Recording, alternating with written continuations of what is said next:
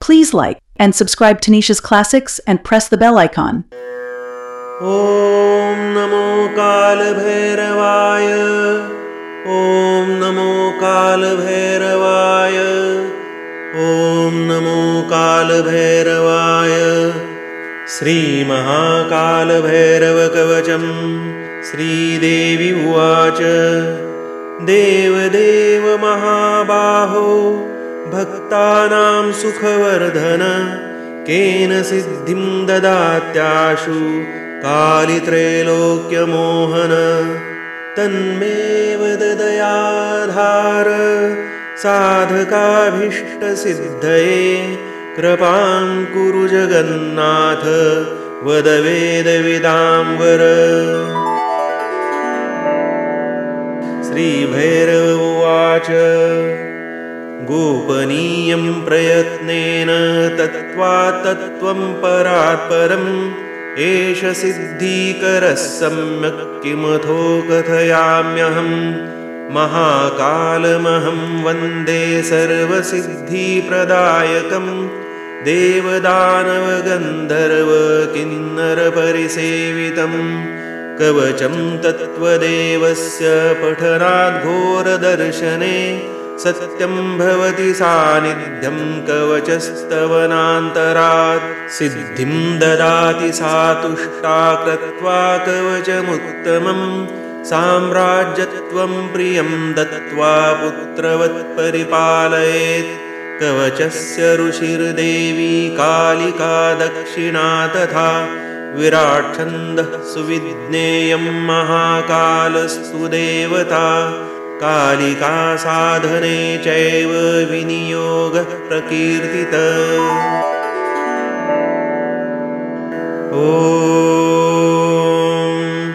श्मशानस्थो महारुद्रो महाकालो दिगम्बरः कपालकर्त्रकावामे शूलं खट्वाङ्गं दक्षिणे भुजङ्गभूषिते देवी भस्मास्थि मणिमण्डितः ज्वलत्पावकमध्यस्थो भस्मशय्या व्यवस्थितः विपरितरतां तत्र कालिकां हृदयोपरि पेयं खाद्यं च चोष्यं च तौ कृत्वा तु परस्परम् एवं भक्त्या यजेद्देवं सर्वसिद्धिप्रजायते प्रणवं पूर्वमुच्चार्य महाकालाय तत्पदं नमः पातु महामन्त्रः सर्वशास्त्रार्थपारगः अष्टक्षरो महामन्त्रः सर्वाशापरिपूरकः सर्वपापक्षयं याति ग्रहणे भक्तवत्सले कूर्चद्वन्द्वं महाकाल प्रसीदेति पदद्वयं लज्जायुग्मं वह्निजाया सतु राजेश्वरो महान् मन्त्रग्रहणमात्रेण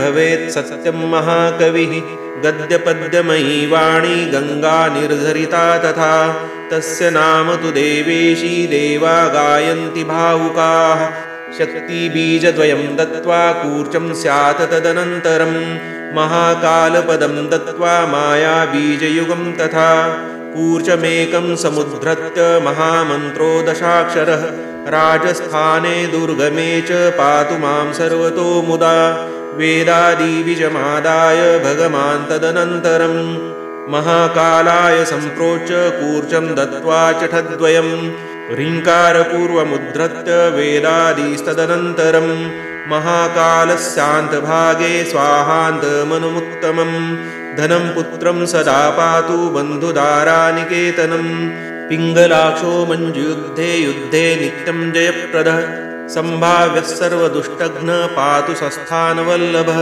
इति तं कथितं तुभ्यं देवानामपि दुर्लभम् अनेन पठनाद्देवी विघ्ननाशो यथा भवेत् सम्पुजगः शुचिस्नात भक्तियुक्तः समाहितः सर्वव्याधिविनिर्मुक्तः वैरिमध्ये विशेषतः महाभीम सदा पातु सर्वस्थानवल्लभं कालिपार्श्वस्थितो देव सर्वदा पातु मे मुखे सर्वदा पातु मे मुखे ॐ नमः इति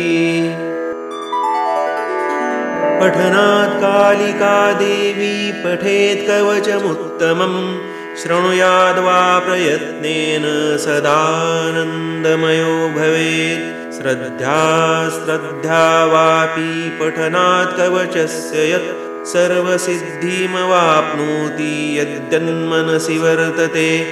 बिल्वमूले पठेद्यस्तु पठनात् कवचस्य यत् त्रिसन्ध्यं पठनात् देवी भवेन्नित्यं महाकविः। कुमारीं पूजयित्वा तु यः पठेद्भावतत्परः न किञ्चित् दुर्लभं तस्य दिवि वा भुवि मोदते।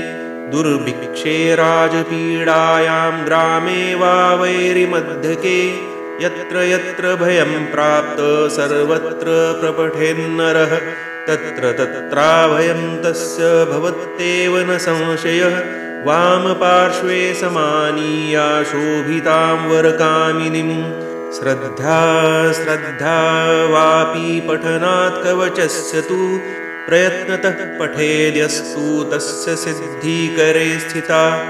इदं कवचमज्ञात्वा कालं यो भजते नरः नैव सिद्धिर्भवेत् तस्य विघ्नस्तस्य पदे पदे। आदौ वर्म पठित्वा तु तस्य सिद्धिर्भविष्यति।